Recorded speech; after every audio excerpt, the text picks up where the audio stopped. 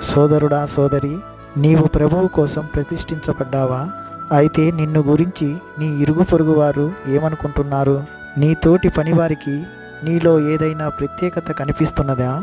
నిన్ను చూస్తే ప్రజలకు ఎలాంటి అభిప్రాయం కలుగుతున్నది? నిన్ను బట్టి ప్రజలు ప్రభువునకు ఆకర్షించబడాలి. యేసుక్రీస్తు ముగించిన శిలువ కార్యాన్ని బట్టి అందరికీ సమృద్ధి భోజనము లభించింది. క్రీస్తే మనకు ఆహారం. సమృద్ధిగా తినాలి, ఏమీ మిగల్చకూడదు, వృధా కాకూడదు.